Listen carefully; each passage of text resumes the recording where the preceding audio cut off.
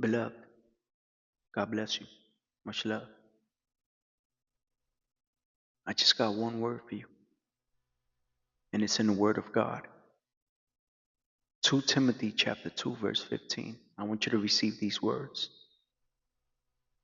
And God says, do your best to present yourself to God as one approved,